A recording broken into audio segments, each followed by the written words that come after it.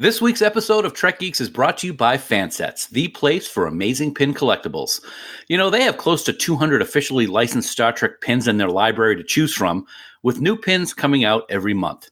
See all the pins and collectibles they have to offer at fansets.com, and stay tuned for this week's special Trek Geeks discount code.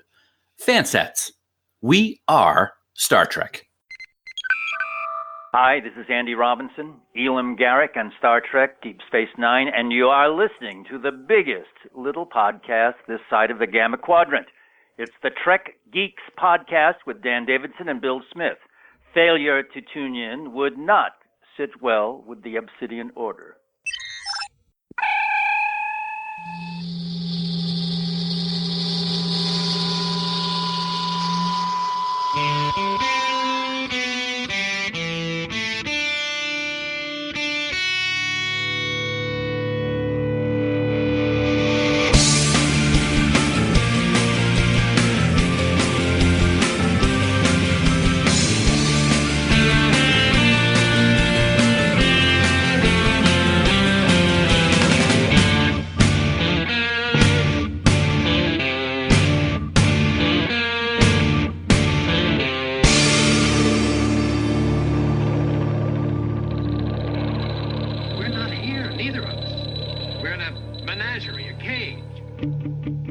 From the corporate headquarters in southern New Hampshire, where we're feverishly watching CBS All Access to get in as much Star Trek Discovery as we can before today's discussion. It's the biggest little show this side of the Alpha Quadrant. No, we're not independent anymore. We're a network, baby. The flagship of the Trek Geeks podcast network. Greetings, everyone. Welcome to Trek Geeks. Just a slip. I've been saying those things for so long that I just automatically fell back into it. But more about that later. Hint, hint. Nudge, nudge. We welcome you to episode number 182 of Trek Geeks. It's going to be a great discussion today. We're back after a brief week off. My podcast partner was driving all up and down the eastern seaboard, and he has rejoined us today for this discussion. He is the largely wandering and driving Dan Davidson. And Dan, you missed a left turn back there, buddy. 3,200 miles. Yeah. Oh, with the back and forth from where we were in Orlando at Disney to my daughter's place, and then back up the coast and up to Maine, and then back to Merrimack. Yeah, 3,200 miles. Left Thursday morning, got back Monday night. That, yeah. But you stopped at Disney at least, right? Oh yeah. Absolutely. We're in Florida. We cross the border from Georgia to Florida. We're going to Disney. I mean, Orlando's not that close to the border. I'm just throwing that out there. Doesn't matter. It's close enough. No, it's great to be here. Glad to be back. Thank you, everyone, for being very gracious in that week off and allowing me to drive down to pick up my daughter from college. Had a great drive with my wife, of course. And as you mentioned, Bill, at the beginning here, I'm a CBS show. Are you a CBS show? Wait. Do we get paid for that? CBS All Access is the way to go, baby. Always watch CBS All Access. It's great. It's interesting. They have a lot of stuff on there, actually. They have tons of stuff on there. For the record, we are not getting paid by CBS. Not at all. CBS All Access. We don't get free subscriptions. We pay for them. I was watching Star Trek II: The Wrath of Khan on CBS All Access. I didn't know they had Star Trek movies. There's all kinds of great stuff on CBS All Access. It's not just Star Trek. So when you're watching CBS All Access, you're getting your money's worth because there's tons of stuff on there. Twilight Zone, Big Bang Theory, and tons of library stuff, archive stuff, shows from the past. There's all kinds of. You could spend the whole day watching CBS All Access. I can't wait for the next iTunes review where people say we did nothing but talk about CBS All Access for an hour. All right. Well, so what we're going to talk about today then. So it's good to be here. And because we talked about CBS All Access, because we're talking Discovery today, and we're going to talk specifically about a kind of important character on Star Trek Discovery, wouldn't you say, bud? She's kind of important. This is the part where you normally tell us what the episode is. I was going to do that, but all you had to say is, yeah, she's really important, Dan. Yeah, she's really important, Dan. Absolutely, she is. She's Michael Burnham. She's the star of the show. Sonequa Martin Green has done a fantastic job portraying this new Star Trek character, who is the prime character, prime mirror, of the whole series. So we're going to deep dive into the character of Michael Burnham as we continue our celebration of the women of Star Trek. So this is going to be a great discussion, and I'm looking forward to seeing what you have to say about her. Likewise. Now, to clarify, there was one person who gave us feedback on Twitter, thinking that we were going to have Sonequa Martin Green on this episode of Trek Geeks.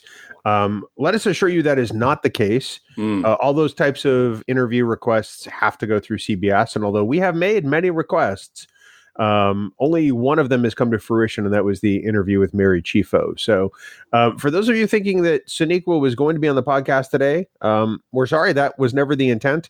This is always going to be a character discussion about Michael Burnham, and we hope you enjoy that discussion. I got to apologize. That was probably my fault. Either my inflection or my punctuation or my lack of understanding the English language may have brought that across in the way that it was not intended. So sorry about that. But at least you're listening, right?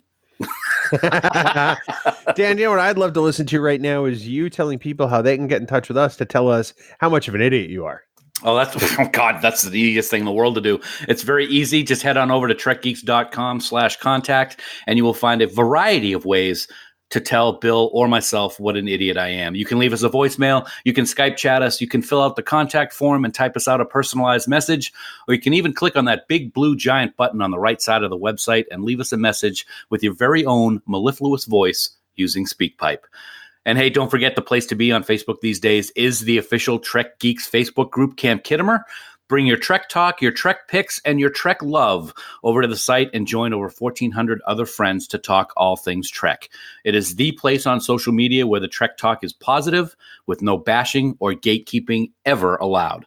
Plus, if there are new announcements about the Trek Geeks Podcast Network, you're going to see them first in Camp Kittimer before anyone else in the quadrant.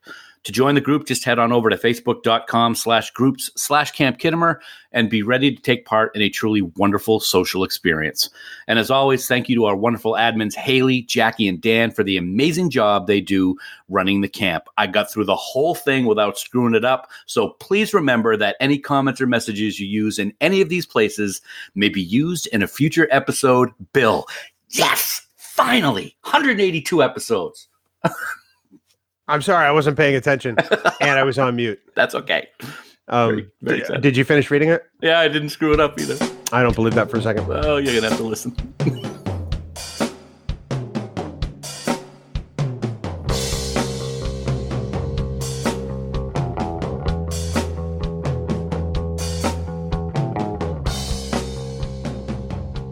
Dan, it's time for the news from TrekNews.net.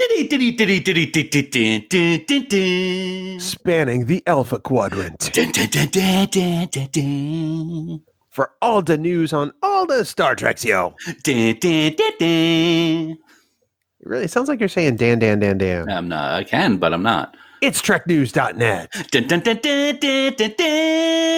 Dan is the best. No. Online at TrekNews.net. Just stick to the music, as you've got one job on this show and you don't do it very well. Sorry. Dan, just a couple of stories today. First up, there is some news on the long rumored Quentin Tarantino Trek movie possibility. And, well, this one ain't no effing surprise. Star Trek, motherfucker. Can you spell it? You better write that down. Yeah, Bill, the Kill Bill director recently revealed some new info on the project, which, according to him, is one step closer to actually becoming a reality. The director recently revealed that the script for the film exists, and it has its fair share of four-letter words. Not surprising. Quote, Quentin Tarantino says, quote, "If I do it, it'll be R-rated." He said this during an interview with Empire. He also added that, quote, "There's a script that exists for it now. I need to weigh in on it, but I haven't been able to do that yet," end quote. So it looks like things are percolating with this Quentin Tarantino project. Not sure how I feel about it yet, as we have discussed in the past, but time will tell, buddy. Well, you know, I'm not excited by this. Has Star Trek had gore before? Yes. Has Star Trek had language before? Yes. None of it on the scale that Quentin Tarantino habitually introduces into his films. Mm-hmm. And that's just not what I'm looking for in Star Trek. It's not.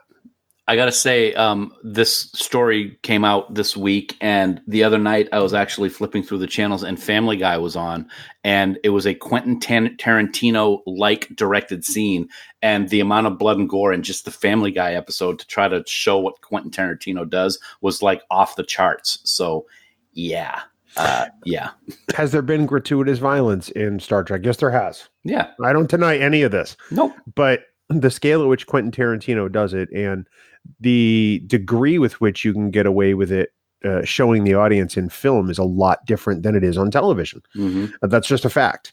So I don't necessarily need people stabbed through the eyeball and then seeing the eyeball staring back at us on the floor like in Kill Bill. I don't need to see buckets of blood or somebody having their ear taken off with a switchblade like in Reservoir Dogs. I don't need that stuff. That's not what I want. I don't need gratuitous F-bombs every other word.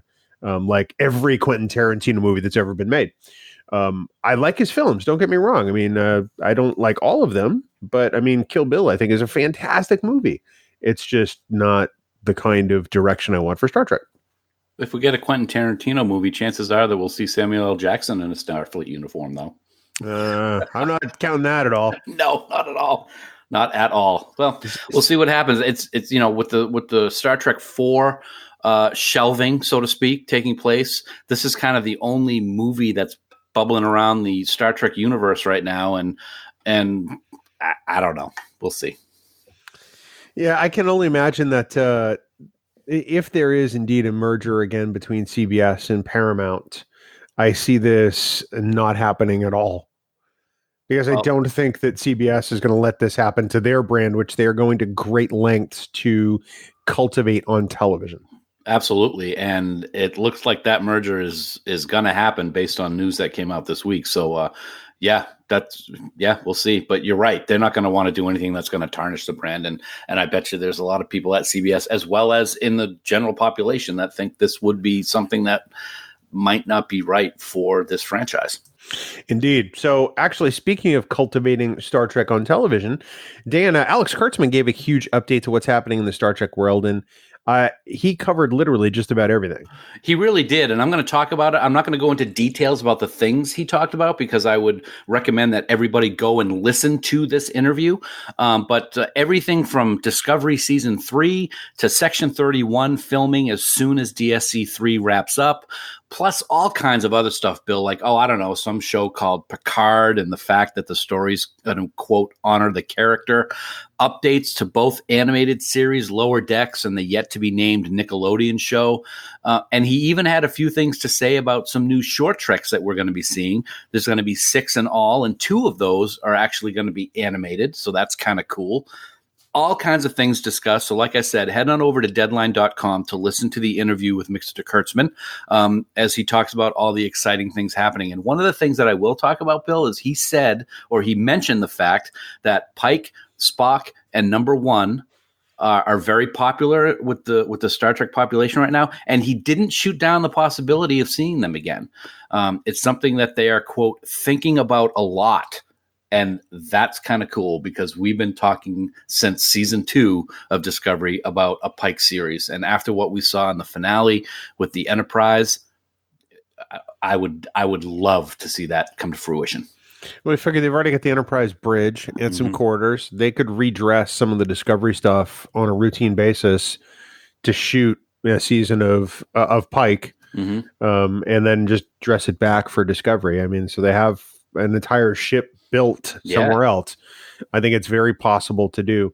I keep hoping. Maybe I think if there's going to be an announcement, it's going to happen after Picard season 1. Right.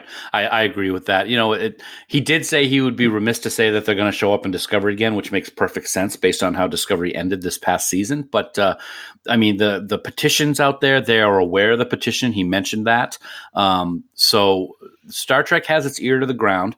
The people over at CBS, have their ear to the ground, of course. And if the popularity or the excitement for something that we saw with Discovery and Pike and the Enterprise and everything, if they listen, it's something that I think will happen because I am sure that based on what we saw with Anson Mount and Rebecca Romaine and everybody else, it would be kick-ass. I don't disagree one bit. I ultimately, I mean, the real takeaway here is that despite the assertions and rumors from certain YouTubers who here will go unnamed, Alex Kurtzman absolutely not fired and absolutely not refusing to give up control of Star Trek. There is a clear direction. He clearly is in command of the ship, if you will. And there's a reason why CBS's Star Trek people got moved to his production offices. It's because they are going to be producing Star Trek for a very long time. Yes, and it's just amazing the ridiculousness that we see. We're not going to get into it, but yeah, it is going strong. It is going well, and we've got a lot more Star Trek to come. So that's always a good thing.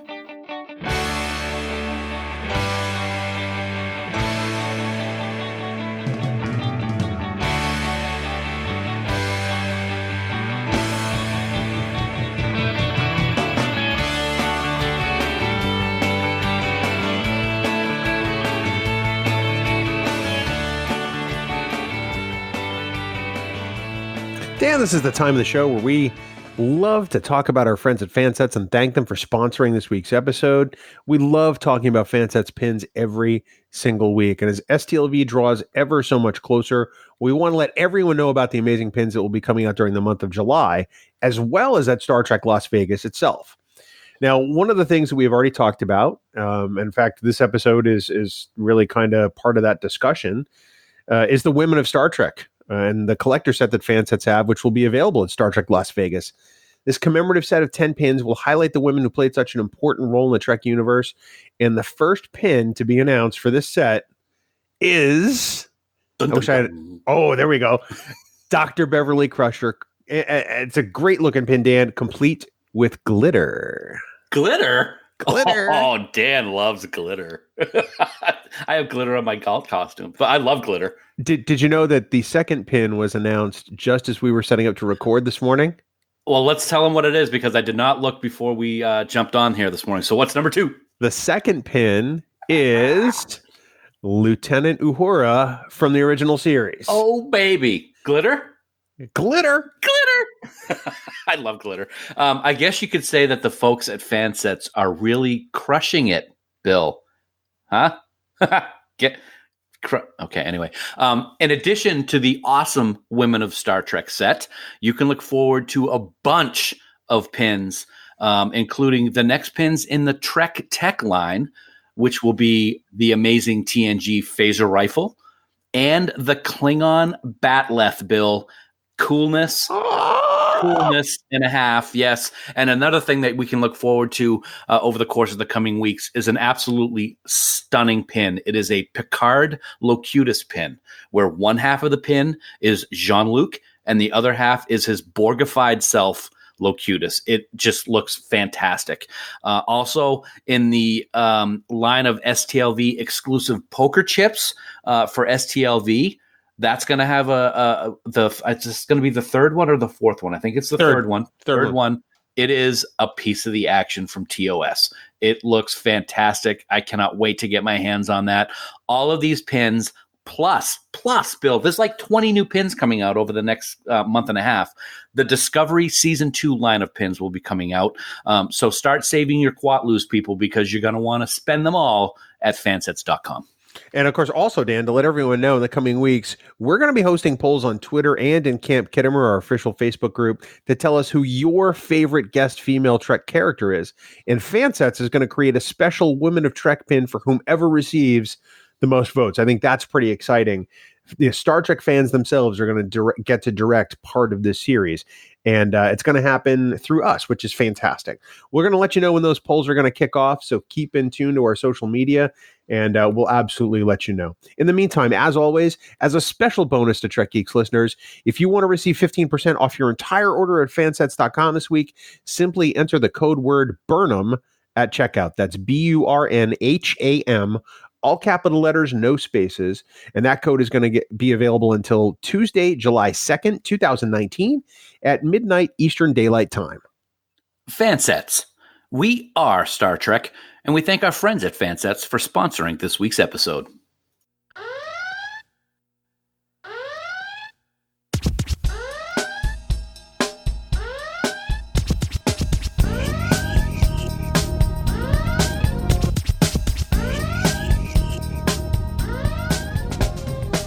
Bill, we haven't had somebody on the show recently, have we? No, we really haven't. And, usually we like to bring somebody on and talk for like an hour, but I figured for this one, he doesn't need an hour. He only needs a few minutes because he's like super guest. So I'll let you do the honors, and then we got some pretty cool news that we're going to talk about. Well, don't bury the lead, Dan. I mean, way to go. You're really great at this. I'm glad we scripted this out. Math is hard. Math is hard. No, it is our honor and privilege to welcome somebody whose name you practically take in vain at the end of every podcast. The beautiful and vivacious Andy Fark. He, the drummer of 5 Year Mission. Fark, it's good to have you here, buddy. He, the drummer of 5 Year Mission. Yes. All right. Yeah, that's me. Hey, kids, what's going on? He does vocals too, Bill. Well, he does. He does do vocals. He screams very well. And he's got the best video because there's like 5 of him. Yeah. Yeah.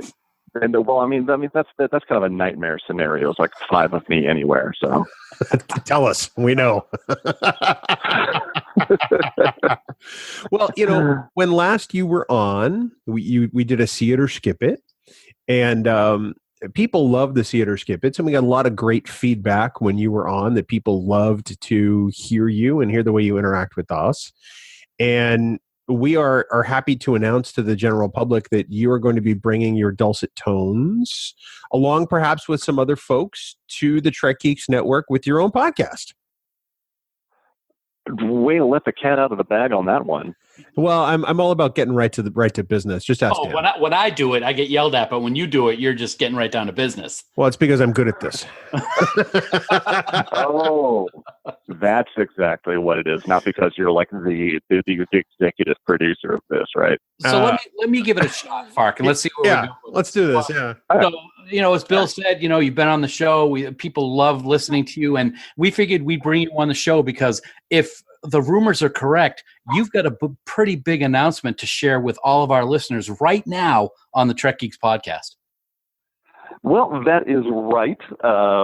We've been talking about it for a while. It's been kind of in the works, but we are bringing the 5 Year Mission podcast to the Trek Geeks Network coming soon. We are so excited by this. Wow, Dan really set you up really great for that. I suck at this. Yeah, you do. Oh, absolutely. I'm just throwing that out there. So a 5 Year Mission podcast, something we're very excited by. I mean, people have been telling us, for 4 years now that they love hearing your music on the show. What might we see in a 5 Year Mission podcast? See? Your guess is as good as mine so far. That's honest. I like that. Yeah, I know. I mean, at least I'm being upfront with it. I mean, like you're going to see honesty within the 5 Year Mission podcast. That's first and foremost. We are getting together this week, and we are mapping out the first 4 episodes, trying to get a feel as to exactly what we are going to be doing with the podcast. Obviously, we're going to be featuring, what we're up to in the studio now and then, but mainly it's going to be a discussion about Star Trek in general, whether it be TOS, Next Generation, Deep Space Nine, probably not Voyager. Yeah, and we're looking to get some interviews. We go around and play conventions and things like that. So hopefully sit down with some of the Trek alum friends that we've made along the way. Yeah, and that's pretty much what we're going to be discussing all this week, leading up to the first recording, which we're probably going to be doing here within the next 2 weeks. This is so fantastic. I mean, we talked about this, really briefly a long time ago. And then all of a sudden, I'd say in the course of 48 hours, it's really just sort of come together. Are you prepared now to do Danisms during the 5 Year Mission podcast? The world wants to know. Oh, I've already come up with like 6 or 7 in the pocket, ready to go. Nice. I was actually thinking, Fark, that one of your first episodes to really get the show off with a bang like a rocket is maybe you get the band to be doing some like dramatic riff behind you and you just read all 170 something Farkisms that I've done over the past years. Oh my God. Yeah, you're gonna have to make like a spreadsheet and send it to me because I've not as much as you want me to cement those into my memory, I have not memorized all of the Farkisms. I have all of them in a spreadsheet. Yeah, he does. Oh, God. Well, then we will definitely have to do a full episode of me doing dramatic readings of the Farkisms then. It's got to be like 60s beat poetry, too, which I think would be fantastic. Oh, yeah.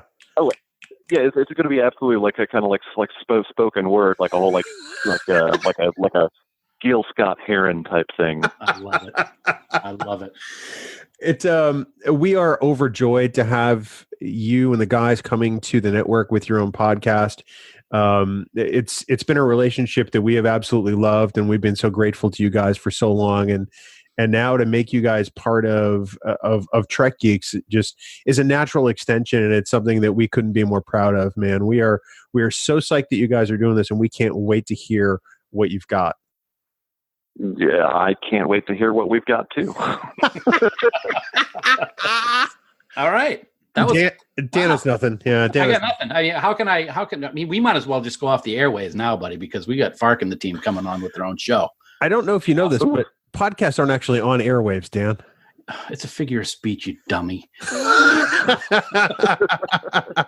So Fark, while you're here, do you guys have any shows upcoming, or what are you doing in the pipeline? July 28th and 29th, we are going to be playing in Detroit at the Henry Ford Museum.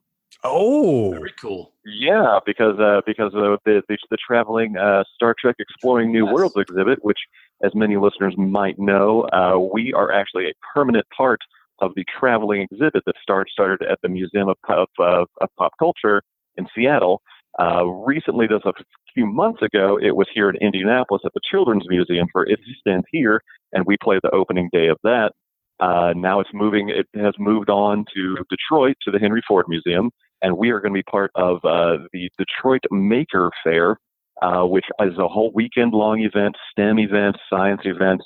But then the entire weekend is being hosted by Mr. LeVar Burton from Star Trek Next Generation. Wow. Awesome. So, yeah, we're playing 2 days in a row up there, Saturday and Sunday, for both days of the fair. And fans in the UK and Ireland and those people who have yet to see the Deep Space Nine documentary, What We Left Behind, will have a special treat as they listen to the end credits. That's right. We, the band, actually all went together on opening night to the theater, and our version of the Deep Space Nine theme is actually being played over the end credits. So basically, little tidbit, stick around for the end credits. Once everything drops in, we start playing, and then our song cuts off because Ira pops back on the screen and just interrupts our song. God, so I don't know what his deal is, but it works. What a prima donna! I mean, my God. I know. I mean, I think the beard dye may have damaged some brain cells. Exactly. That is fantastic. You guys are always the best. You know, as we tell everybody, we guarantee they'll become big fans, and we can't wait for them all to become big fans of your podcast, debuting soon in the near future on the Trek Geeks Network. Soon-ish. Yeah, we're thinking probably mid to late August. Nice. More than likely. So sometime after STLV, because unfortunately we are not there again this year. Right. But basically, you guys are going to be there spreading the gospel that we are going to be coming to the Trek Geeks Network. And so then that'll kind of leave them biting their nails in anticipation for the premiere date. Yes. Well, of course, we'll have plenty of updates on our social media, and there'll be updates on your social media. And people are going to be sick of us talking about you, and they'll be ready to hear about you. If there's any way, we'll be sick of us talking about ourselves. I know. Is it possible I could work in a trade? Perhaps one or two of the guys for Dan. He can play cowbell. Wow. What? We only really have one song with cowbell, and I pretty much have that covered. Okay, all right. So that's a hard no, is what you're saying. I wouldn't say a hard no, more like an unbreakable, stronger than concrete diamond style hard no. I'm still here listening. Hey, sorry. I thought I heard you sign off the call. I'm sorry. I will be. Yeah, Dan, come on down to Indy. We'll hand you another cease and desist. I don't know. Can I bring my Patriots trophies with me? Oh, you wait. You just go ahead and wait until this year, buddy. Number 3 linebacker in his second year in the NFL, and Darius Leonard is going to be coming after Tom Brady in what is going to be proved to be his final season in the NFL. Wow, that's a lead pipe lock prediction from Andy Fark here on the Trek Geeks podcast. Well, no, I didn't say that. I didn't say that the Indianapolis Colts were going to win the Super Bowl yet. All I'm saying is that Tom Brady needs to be getting some Charmin ready for the amount of times he's going to poop his pants, being Darius Leonard coming after him. And so is Dan, because that's what he's doing right now. Toilet podcast. Well, that's the quality level we bring to the Trek Geeks Network. We may be the flagship, but we are a bit of a garbage scout. We're not going to lie. Yeah, I mean, wait until the 5-Year Mission podcast comes out. Oh, that's true. Yeah, well, it's a low bar. You guys don't have to drift much higher to be better than us. That's all I'm saying. Yeah, I mean, I'll still be doing some stretches before we get on the airwaves there. Fark, where can people stalk you on social media? Me personally, or the band, whichever. Yeah, you can. Don't go to my Facebook unless you are willing to not get a friend request accepted. You can follow me on Twitter at Andy Fark. You can follow the band on Twitter at 5-Year Mission. That's the number 5-Year Mission. Same goes for the Instagram handle. If you want to follow me on Instagram, it's a bunch of goofy stuff. I am at the Farkness. Awesome, man. Well, we look forward to hearing more from you and all the guys. And as always, it's so great to talk to you. Thank you so much for all you contribute to Trek Geeks, and all the best, buddy. All right. We'll be seeing you guys here soon on the web. Oh, yeah.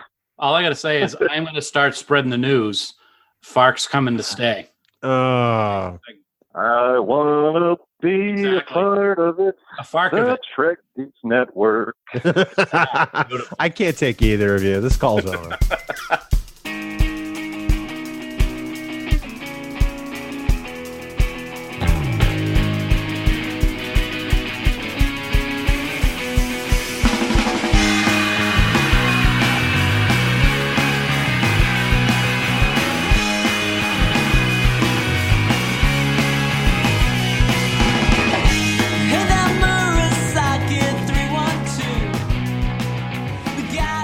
Dan, as we move into the main body of content for this week, we want to talk a little bit about the women of Star Trek, and probably one of the newest and most integral entries in that character database for the women of Star Trek, at least in the fictional realm, is probably Michael Burnham from Star Trek Discovery. I mean, granted, like we said, she is the newest, but there's something very interesting she adds to the tapestry of Star Trek, and I thought it was a good time to consider that character as we're in between seasons, if you will. Yeah, absolutely. The whole idea of this character really is something that piqued my or sparked my interest when the show was announced. I mean, the thing that was interesting about this character is we were going to have a new Star Trek series coming out with Discovery, and for the first time in Star Trek history, the main character and the character that the show is kind of centered around was not going to be a captain. And right off the bat, I found that to be a very interesting detail about the show. We didn't really know much about her, but just that she was going to be an officer who didn't hold the rank of captain. So that was the thing that really was interesting to me at first. And of course, as the show started and as we got to know these characters, just the whole Burnham, I don't know, I didn't even know the word to describe how this character has been built up over the course of 2 seasons to what we know of her today, has really been fun to watch. No, I have to agree with you there. I mean, you think about it, all of the other Star Treks have largely been ensemble casts. You could make the argument that the original series is not, because Shatner was the star, Mm-hmm. and Nimoy and Kelly were, sort of like second tier stars, and then everybody else was supporting. But ultimately, we think of it as an ensemble, especially as it got into the films. It was the original series cast, and not just William Shatner is back. So really, this is the first Star Trek that is centered around a single character. And I think that this is a definite sea change that it's taken fans a bit of time to get used to. The fact that it is this person's journey. Deep Space Nine was still an ensemble piece, although it was still very much the story of Benjamin Sisko. But this one definitely is, well, I think it's named Discovery quite aptly, because it's not just about discovering what's out there. It's about Michael Burnham's discovery of her own humanity, especially having been raised by Vulcans. Yes. And this is new territory for her. It's an emotional journey. And I think that, especially in season 2, there was a lot of criticism out there that she cried pretty much every episode. And I think the thing that bothered me about that criticism is that this is a human being that doesn't know how to human. This is somebody who hasn't had to deal with these emotions because they've repressed them for so long. And so they probably manifest themselves in ways that even the character probably doesn't expect. I agree with you. And one of the things I think we should probably say before we continue on, just to be safe, is we may talk about things with Discovery that could be considered spoilers, but the season's been over for a long time. So if we say something you haven't seen yet, sorry, it's been a while. Go check it out. But I was one of the people that actually criticized that a little bit, Bill, when we were talking about it over on Discovering Trek, and I totally agree with what you're saying. From time to time, I would look at my wife when we're watching. I'm like, okay, she's got a space battle going on everywhere around her, and she's standing in front of the shuttlecraft talking to Spock and crying. Okay, that doesn't look like the right spot. But I totally agree with what you're saying now in terms of she's never dealt with this kind of emotion before because she was raised by Vulcans. So sometimes you can't control what happens when you're not used to it happening. So one of the things that I did want to talk about as I get off of that soapbox is, I think for me, this character is the most structured character in that we have never learned of a backstory of a character in Star Trek to this level of detail that we have with Michael. And I really like that aspect of the show. We see everything from when she was a little kid up to right now. And I think that's great. We know a lot of backstory about Sisko, and we know a lot of backstory about Picard and all these other characters, but not to this level of detail that we've seen parts of her life that we see with Discovery. And I think that's a tribute to the writers of the show to be able to give us that background to grab onto the character and like her even more. One of the things that first impressed me about Michael Burnham happens right in the pilot for Star Trek Discovery. In the Vulcan Hello, the first scene on the planet with Giorgio, and then when she is transported up to the Shenzhou, how she interacts as the first officer of that vessel. You can tell that she's effective at her job. She's good at what she does, and that she's a sound voice for the captain to listen to. I immediately, Michael Burnham struck me as one of those characters that just is, I hate using this phrase, but it's the only one that applies. So Star Trek, it's a character that is well crafted and fits the universe.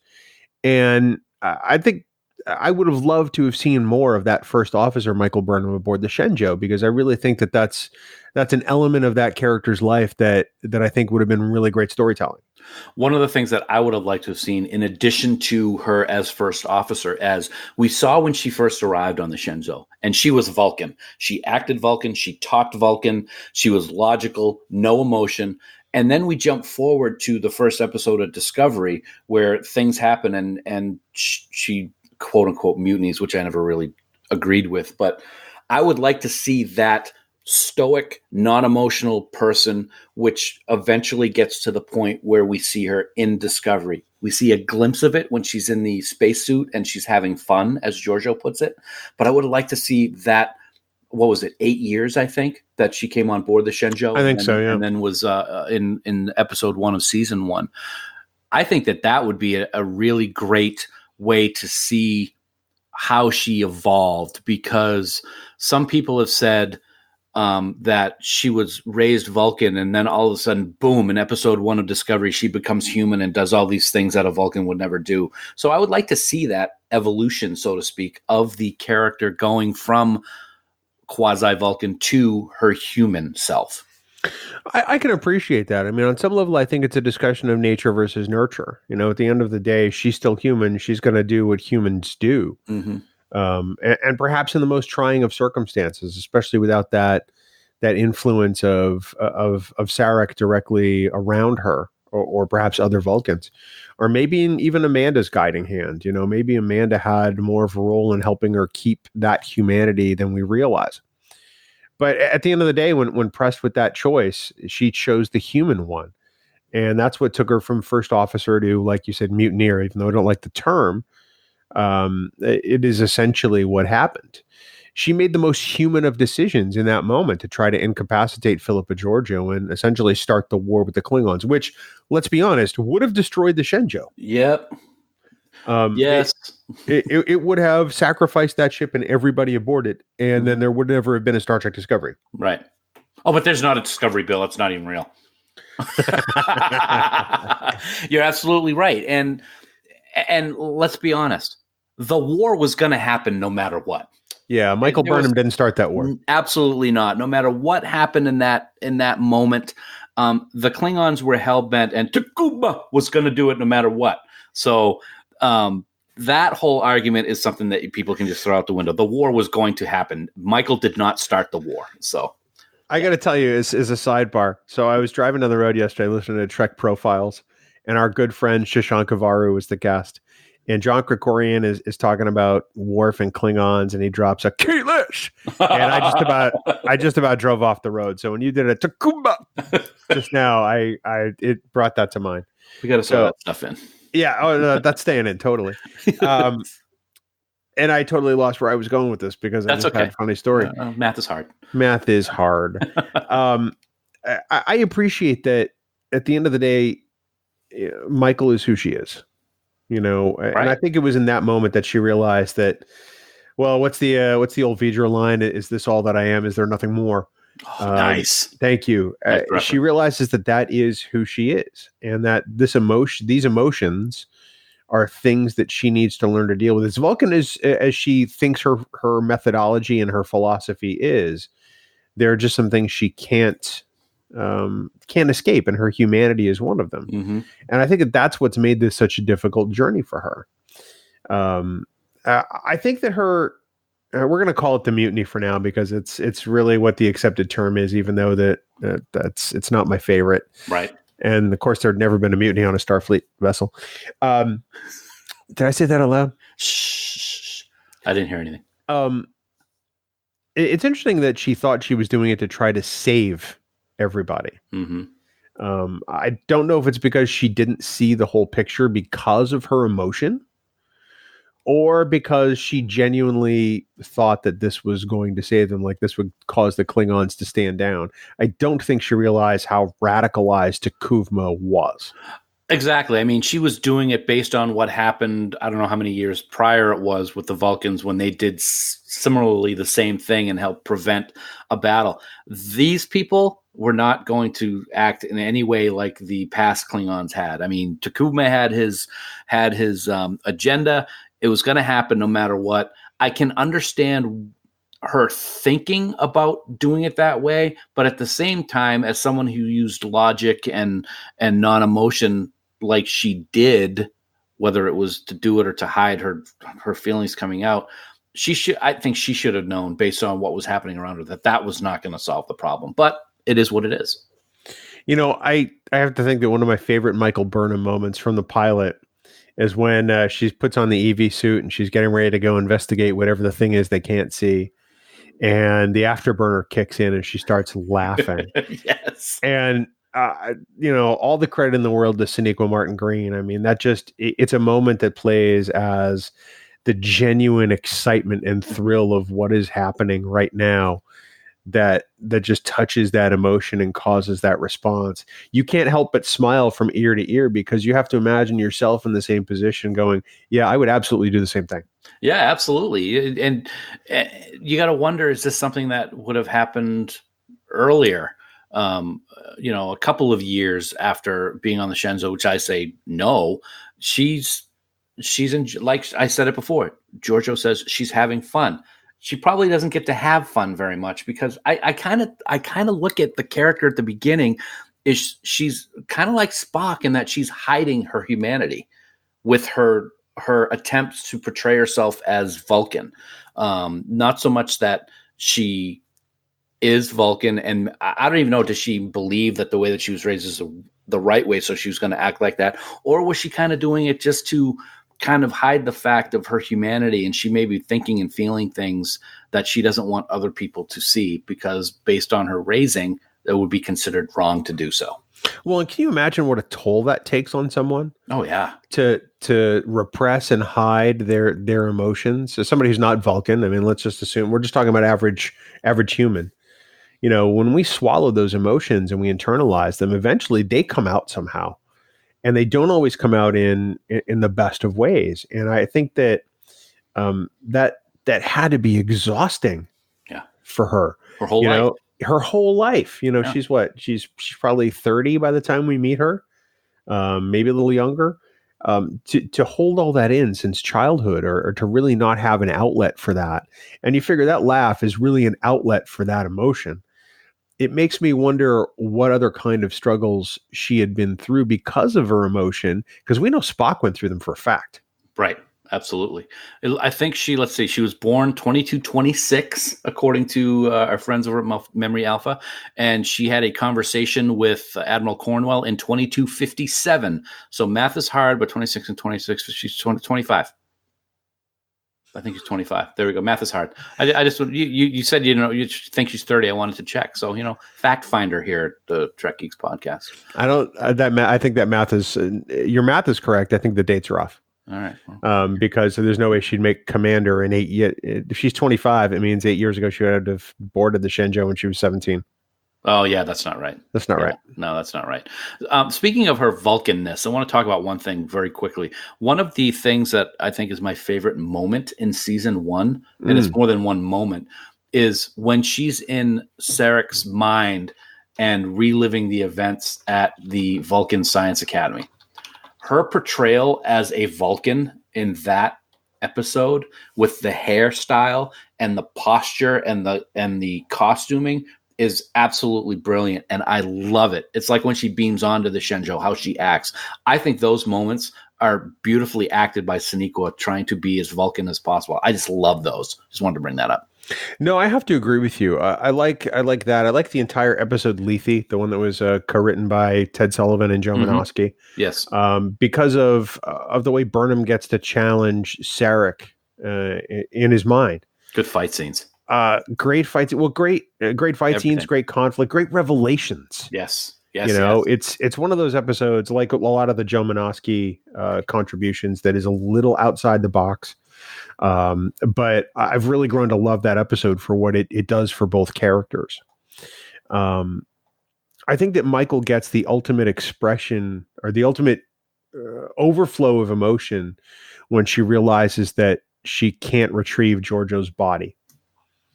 It's a moment that she's ill prepared for. Mm-hmm. It's something that she's never experienced, that kind of loss. For the last 8 years, she's put her belief and her faith in Philippa Georgiou, and Philippa Georgiou has taught her everything she knows about Starfleet. And not only did she mutiny against this woman and let her down, but ultimately the mission got Georgiou killed. And that's a lot of guilt and shame to carry around for somebody who is not used to dealing with emotion. Absolutely. And I think that the most emotional moments in Burnham's life that we see during the first season and a half, anyway, of Discovery, deals with Giorgio specifically. That scene, the raw emotion when they beam back off the ship and she can't grab Giorgio. She's not going to be able to get her body. Then Giorgio's hollow will in her quarters when she gives her the telescope. That's a very strong moment. And then the emotions that you see her dealing with, whether good emotions or bad emotions, it's kind of in conflict a lot of the time when dealing with Mirror Giorgio. all of these moments really show the bond that she had with the captain. And it's something that I would somehow love to see more and more of. Whether we will or not is another question. But I thought that's a perfect example of her dealing with emotions when she had never really had the ability or desire to actually do that in the past. So to clarify, Michael Burnham is 30 at the beginning of Star Trek Discovery and the Vulcan Hello. It is established in Burnham's log that it is 2256. Okay. And she was born in 2226. So that's 30. 30. Okay. So for those people who have already tweeted us or Facebook commented us, we got there. Math is hard. We got there. Math is hard. My bad. No, it's not your bad. I mean, Memory Alpha is a wiki and people can update it. Well, no, it's wrong because I'm wrong because when I did my math, I did it wrong. Oh, you should just shut up then. Okay. I can admit my mistakes, Bill. So Michael then becomes a prisoner of Starfleet and has pretty much resigned herself to almost being Vulcan-like again. There's no joy. She's killed her captain. She started a war. Other lives are being lost in her mind because of her, even though, again, spoiler alert, it wasn't really because of her. Right. And then she's left with the really uneasy place of being aboard a starship again, all because of one person's grand plan. Who's that? I know, right? And then she has to face Saru. Oh, yeah. Which is probably one of the most uncomfortable interchanges in the whole of first season of Discovery. That moment where they meet again and it's like, oh boy. Yeah. Or where she sees Detmer in the mess hall for the first time in Context is for Kings. It's you see the look on people's faces like, oh, it's you.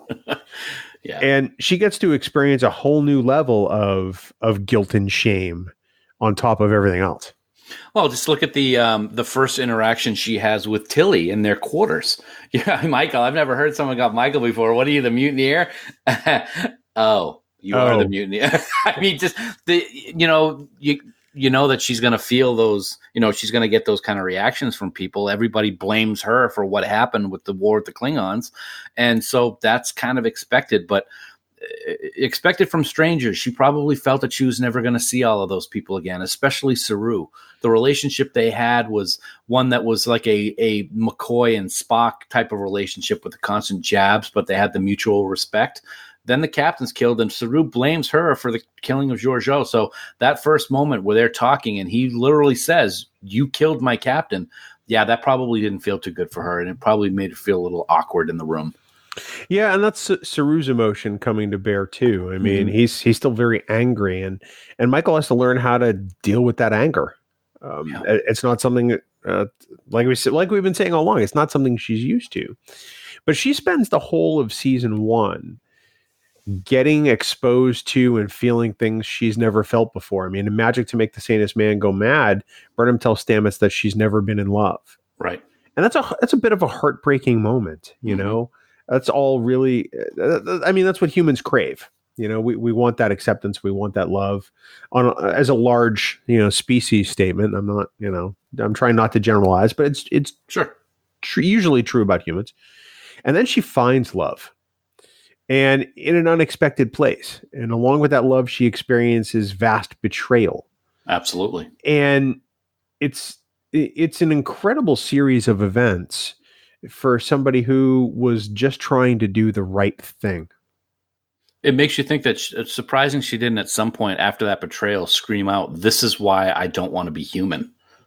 Because she has to deal with that peak of happiness with love, and then that valley of that betrayal that takes place. And this is, emotions are new to her, quote unquote. And that's something that kind of I've always had trouble with people not understanding is Vulcans have emotion. They have them. They just repress them.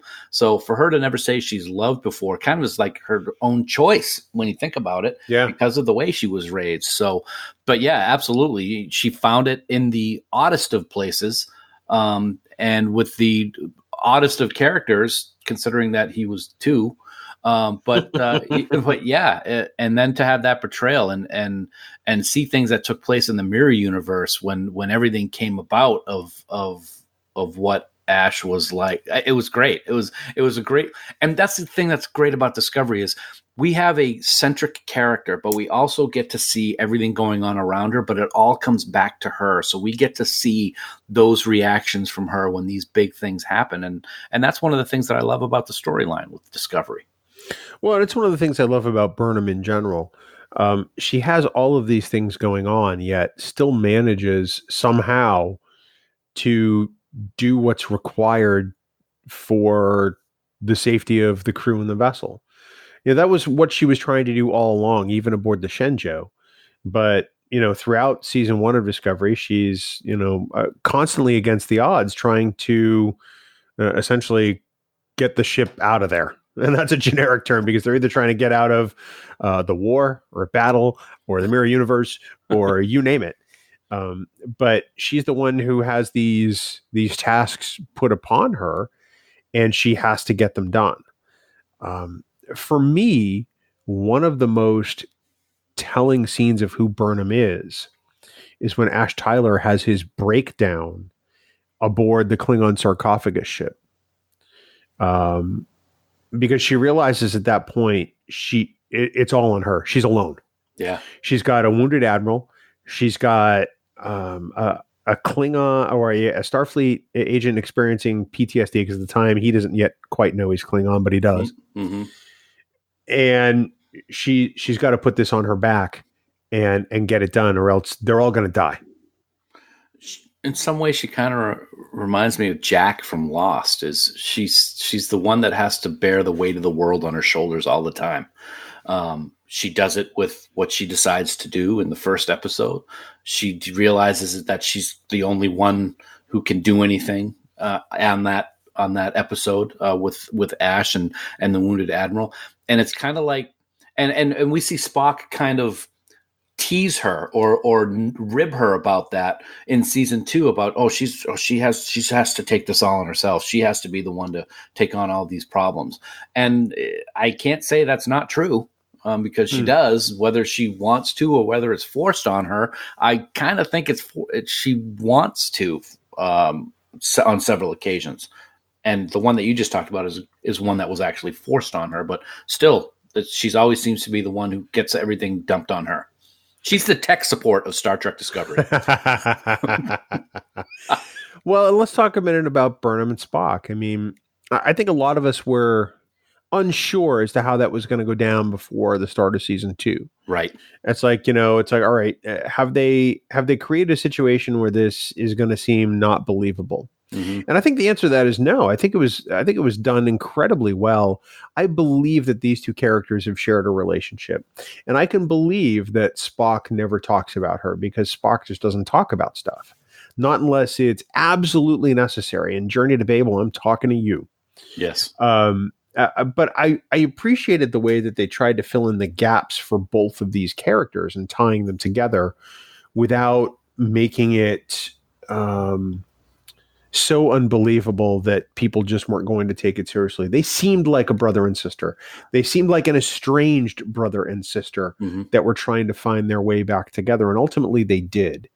And I thought that it was a resolution or a journey and a resolution that was incredible and realistic. I think so too. I was concerned about how they were going to do everything with the Spock Michael relationship, being able to show those flashbacks of what she did to cause that rift between the two of them. Well, at times I was kind of thinking, all right, they're kids; these things happen. Is it really something that should affect them the rest of their lives? That was a question mark for me, but it is what it is. But going forward, the time on Talos 4 and the very uncomfortable situations between the two of them, and Spock obviously did not want to have anything to do with her still because of what had happened, but that progress that they made to the point at the end of the season where they were very much back to that relationship that they had when they were kids, where they had the love for each other. And Spock actually says it in Vulcan, which you never would expect to hear in 1,000 years. 1,000 years, get it? See, I did that on purpose. Yeah, I see what you did. Yeah. And I got to say, in addition, I've said it before, the writing was fantastic to do that storyline, but it would not have been as effective if not for the brilliant acting of Sonequa and Ethan Peck, especially at the end of season 2 of Discovery. Well, and let's stop here and checkpoint. I can't imagine anybody else playing Michael Burnham other than Sonequa Martin Green. She has a grace and an effortless quality in portraying this character that I look up at the screen and I don't see Sasha from The Walking Dead. I don't see Sonequa Martin Green. I see Michael Burnham. She is so wonderful in this role, and she is such a wonderful addition to our Star Trek family. Meeting her briefly in person at STLV last year was probably one of the highlights of the convention, simply just because of how genuinely and graciously she greets every single person. Knowing that that's the person who is inhabiting this role makes it even more of an impressive transformation for me.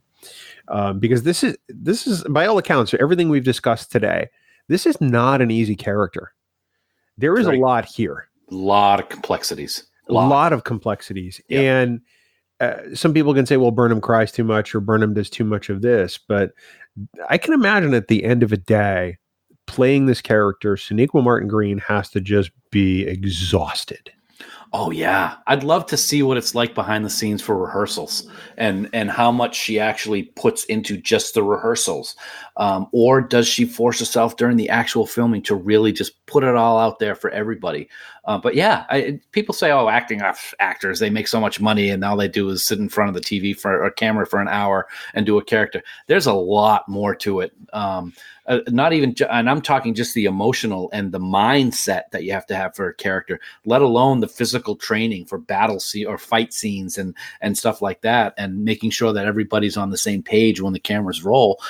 I gotta admit, I really liked the character of Sasha during The Walking Dead when she was on that show. So when we heard that she was going to be the main character in Discovery, I was very excited because I knew what Sonequa brought to her roles that she played, and I thought she did a great job on Walking Dead. So yeah, and I'll tell you what, I think she's taken it up a couple notches from when she was on Walking Dead to this portrayal of Michael Burnham. And is that because she's the star of the show, or is it just because she understands the importance of Star Trek to so many people, or a combination of different things? But whatever it is, Sonequa's doing it, She's doing a great job.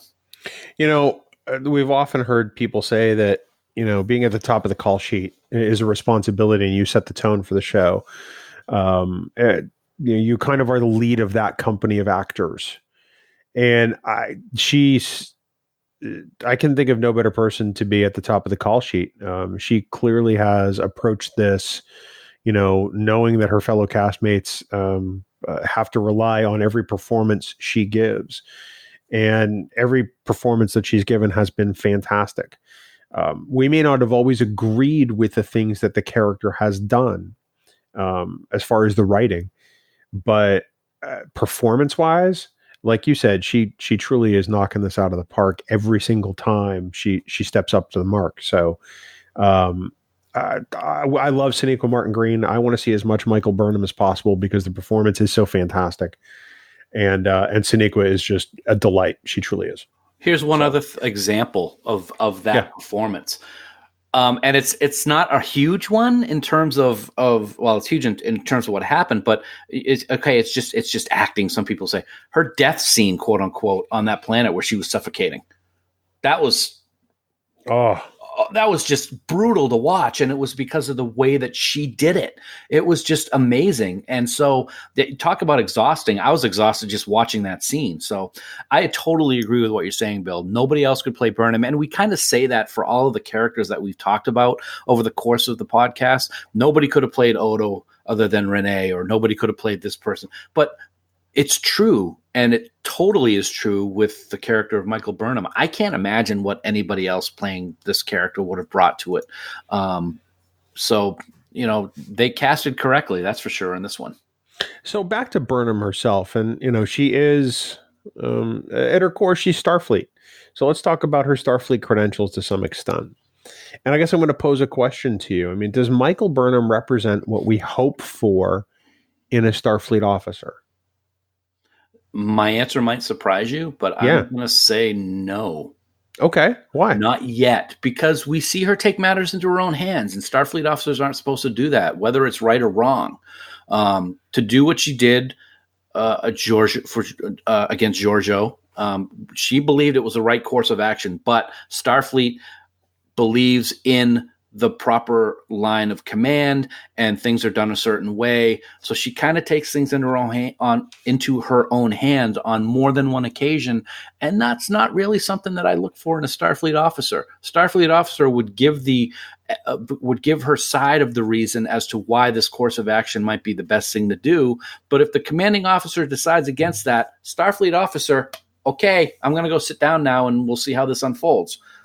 So right now, I give it a borderline no. Well, let me devil's advocate you for a minute. Spock steals the Enterprise to take Captain Pike back to Talos 4, suffers a court-martial, and in the end, nothing happens. Nope. In fact, routinely, Spock takes matters into his own hands all the time. Data? Yet, Data, Picard, Kirk, Cisco, pretty much. I think we've seen a pattern of pretty much every Starfleet character in a show. O'Brien, taking matters into their own hands. So, does that change your answer? No, just fun to watch. But when I think I like what you say. In all of the past iterations of Star Trek, there were for the most part no consequences for any of these actions that were taken that were non-Starfleet like. For her, there are.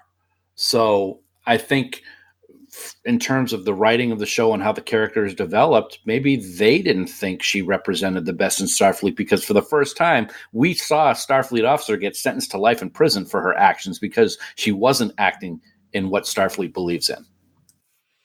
True, but I think she may not have always done what Starfleet wants her to do, but I think at her core, she's very Starfleet. I mean, she has the opportunity to kill Gabriel Lorca and says, I'm not going to kill you today because I am Starfleet. Oh, absolutely. It's a back and forth, I think, with her. She believes in Starfleet. Absolutely. She is like Janeway in terms of they are the core of her existence on the ship. But we still see, even with that true belief system in place, she still does things that are non-Starfleet. And if I have to look at the very definition of if she represents what we hope for in a Starfleet officer, I guess I'd have to say all those other ones that you mentioned maybe don't represent the best in what we want for a Starfleet officer either, because we've seen them do those wrong things also. Well, but don't we want them to do the right thing at the right time, even if it's against orders necessarily? Don't we want them to know when an order maybe should be disobeyed to do the right thing for a species or a planet, or in this case, a war? It's a very difficult debate. It is. Because yes, but at the same time, chain of command is in there for a reason. And if we have people disobeying orders, then it just breaks down into anarchy. Well, but let's look at when she threatens to mutiny a second time against Cornwell to prevent the genocide of the Klingons. Starfleet Command is committed to wiping out the Klingons and by dropping a bomb at the center of the planetary core. And her second mutiny is what saves the Klingon people and ends the war. Yeah. Yeah. I can think of no other Starfleet behavior than that. I'm not trying to argue with you, but I think that there are times where the greater good is absolutely what she has in mind, even though she doesn't necessarily execute the plan the right way. Yeah, that's a good way to put it. Her beliefs in saving lives instead of ending lives is the core Starfleet belief. It's sometimes that the actions that she took or takes are not Starfleet. So it's a tough one to juggle. It really is. It really is. Thanks for bringing it up, jerk. We're gonna wrap up our our discussion of Michael Burnham, because I know that we have a clock this morning and we're both pressed for time. So I'm going to ask you this question, and it's not one we've discussed in advance, but I think it's one that is worth considering, and it's this: why is Michael Burnham important in Star Trek, particularly now, Dan? Particularly now, if I look at what's going on present day, I believe that over the course of the last half decade, things have deteriorated in core beliefs for not only Americans but for all humanity, and how people are treated and represented, especially those of color and those of different religion or belief systems. And it's important that Michael is being represented the way that she is in Star Trek, because it gives us that hope that we always talk about and always want to, Jean's vision. And I hate that term so much, but the vision of the future of one that's being all inclusive is so very important, especially now when we see what's going on in today's world. So to see an African American in this position in Star Trek, and a female, all of the things that people always, for some reason, seem to have issues with in today's world doesn't happen with this character. And I think that's immensely important as we move forward. I think you summed it up perfectly when you said hope. Star Trek has always been about hope, for a better tomorrow, for a better humanity, that we evolve to be more than what we are. And I think that Michael Burnham best embodies this hope. She's not perfect, but no human is. And I think that this portrayal now in this time gives us all the reason to hope that not only Star Trek is in good hands, but maybe our future gets a little closer to the one we want. So there's so much to talk about with Michael Burnham. I'm sure it's not the last time we're going to visit this character, either here or on Discovering Trek. And we look forward to your thoughts on Michael Burnham. Please send them to us on social media, or contact us through the website, because it's a discussion we'd love to have. Dan, something else we'd love to have is all the music of 5-Year Mission on the show. So good to have Fark on here for that special announcement regarding 5-Year Mission, the podcast on the Trek Geeks Network. Very exciting. Let me ask you a question. Yeah. Is he going to do Danisms? I guess you'll have to wait and see, won't you? Okay. But we want everyone to head out to 5yearmission.net. As you prepare for 5-Year Mission, the podcast, go to 5yearmission.net, download all their albums, become a huge fan, because we guarantee you that's going to happen. We hear from people all the time and said, I went out and I bought 5-Year Mission albums, and you're right. They're awesome. They are awesome. Go get their tunes. You know what else is awesome? Your face? In addition to that? Oh, no. Farkisms are awesome, Bill. No. Yeah, they are. So, it's not often that you have a group of people referenced in multiple Star Trek series, and in addition to that, have a 2-part episode named specifically after them. But that's what happened here, folks. The Federation band members rejected a record deal with a Cardassian music label, and they took matters into their own hands, and they formed their own terrorist group. It's a great episode. We get to see them later on in Deep Space Nine, and then again in Voyager. But this 2-parter deals with the roots of that organization that we came to know oh so well. And I am talking about, of course, Bill, the Farki. Yes, they couldn't sign with that Kardashian music label, and so they became a terrorist organization, and their leader poisoned a planet, and all just because of a few notes. It's the Farki. I'm ready to poison a planet. Hopefully it's the one you're on. Wow. That was just brutal. Farki. Aren't they all, though? That's 5yearmission.net. Please listen to all their music, and we hope you look forward to their podcast as we do here at Trek Geeks. Of course, Dan, don't forget, you can support the entire Trek Geeks network of podcasts by subscribing to bonus content on Patreon. Get access to exclusive content not available anywhere else.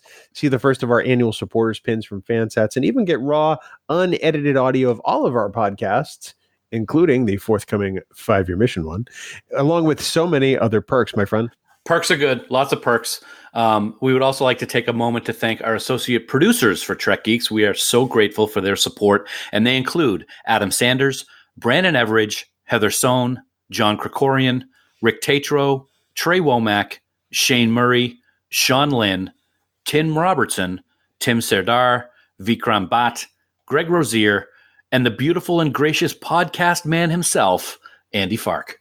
We also want to thank our Trek Geeks producers for their support. They are Ken Tripp, Casey Shafsky, Charlie Mulvey, Chris Tribuzio, Craig Ewing, Eric Extreme, Jackie and Chris Hackney, Leonel Marchand, Matt McGonigal, Mike Bovia, Harry Michelson, Patrick Escudero, Sean O'Halloran, Peter Craig, Ben Russett, Corey Stone, and the lovely and talented Scott Vachon.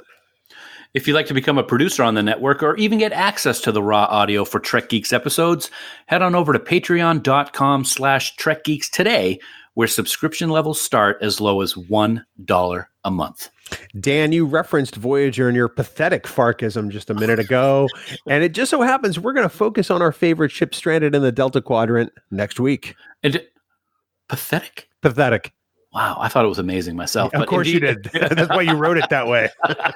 Indeed, we are going to visit Voyager next week, Bill. This is a great episode. Crew members find a holodeck program called Insurrection Alpha, which depicts Seska, who I couldn't stand, and Chakotay leading a Farki, a Maquis. Sorry you can't about even that. say the word. A Maquis mutiny aboard the ship.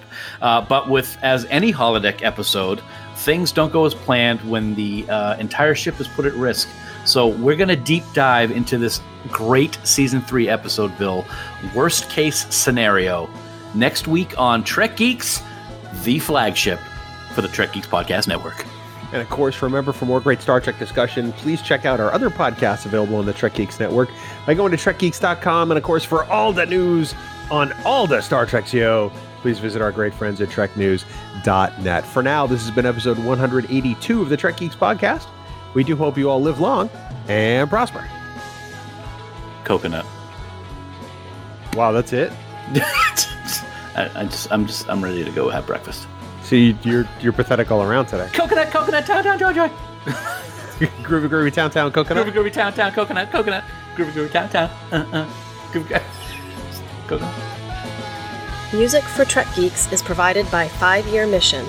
They're writing one song for each episode of the original series.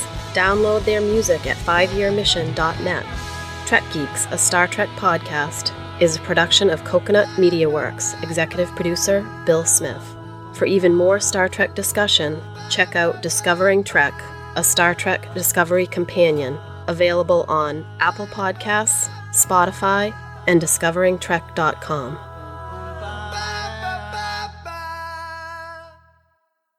Bing bong. Bing bong, groovy, town. What? So we're still on groovy, town. Okay. Sorry. Okay, that was the last one. It's out of my system now. Just immediately before this, Dan dropped that on the mic, the groovy, town, and it apparently doesn't come from anywhere. It doesn't. It just comes from my empty cobweb-infested head. That's the most accurate description of your brain function I've ever heard. I'm not afraid to admit it. I had weird dreams last night. Really? Yeah. First of all, this is probably why it happened. So, did you see the story on Twitter about the graves in Thailand? No. There was a cemetery in Thailand, and they took video yesterday morning. All the graves had been broken open, and there were no bodies in any of them. Very strange. Very Sounds weird. like a Netflix series. Yeah. And so I had a dream last night that I was flying overseas to, I think, Thailand, and my orders from whatever secret mission I was doing was in my suitcase, along with my passport, my money, my clothes, everything. And we got to Thailand. I went through customs. I went to a room, and I lost my luggage. And I spent the rest of my dream frantically trying to search for it, so I'm tired. I have so many questions. The first of which is, when do stewardesses go on secret missions? Flight attendant. Stewardess. And I say that jokingly because Dan was a flight attendant at one point in his life. Yes. Second of which, who would have sent you on a secret mission? The Omega Sector, the last line of defense. What is that? That's from True Lies, baby. The movie True Lies. Oh, no, I got it. And you know who stars in that, don't you? Jamie Lee Curtis? Yeah. Yeah, Jamie Lee Curtis is in that movie and she's True Lies. Tom Arnold? Harry Stamper. Well, no, wrong movie. Tom Arnold? Tom Arnold was fantastic in that movie. He was so funny. He was like the Jeff Daniels from Dumb and Dumber. The big name was not as funny as the secondary actor in the movie. It was awesome. Bill Paxton. Bill Paxton was good in that too. Rest his soul. Yeah. That's sad. Eliza Dushku.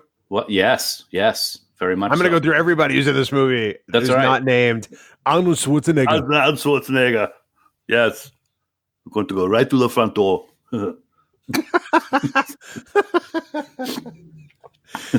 See, now I just keep expecting you to speak in Arnold, and when you stop it's cheering me up. Sorry. It's disappointing when you actually stop talking like Arnold, because then you sound like you again. Wow, that hurts. The best part was the image on your camera froze and your eyes were closed like this. And then I heard, wow, that hurts. That's going to be my Galt look for a lot of my pictures. And so for those who may not be in Camp Kittimer, one, you really should be.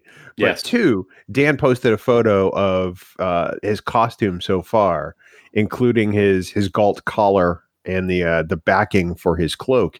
And it just looks stellar. It's going to be so awesome. Thanks, dude. I am so excited on how this whole thing is coming out. I've never done cosplay before like this, where I've actually had to make something. So to be able to get that material to make the backing for the cloak and the badge that he wears in front with the Triskelion logo, I'm like, oh, this is going to be wreck. But I got to say, thankfully, YouTube videos really explain how to do stuff well. And I'm very excited on how this is going to look. It's going to be freaking awesome. I cannot wait. And I'm going to, whenever we take pictures, I'm going to have people take picture for me on my phone, so I get all of them also. And I'm going to put a special effect of my eyes glowing like Galt did for all of those pictures, and I'll post them to Twitter after the fact.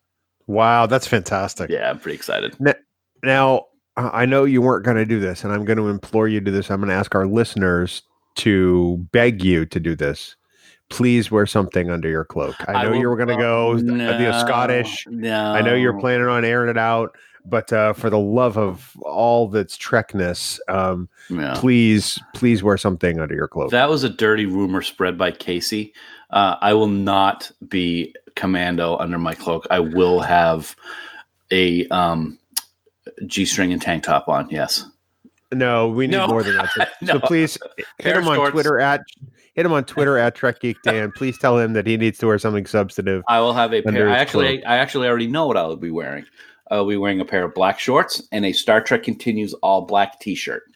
I'm not buying that for a second. I know you. I've already got it set aside. Yeah, that doesn't mean you're going to actually put it on. Oh, I know you. Absolutely. Oh, I will say it's going to be hot under that cloak because Brooke did a fantastic job with it, but it's heavy. So I'm looking for the air conditioning that day. I'll tell you that. At Trek Geek Dan. Okay, you ready to do this? I'm always ready. You ready? I'm the one running the show. Of course I'm ready. Groovy, ta-ta. Oh, jeez.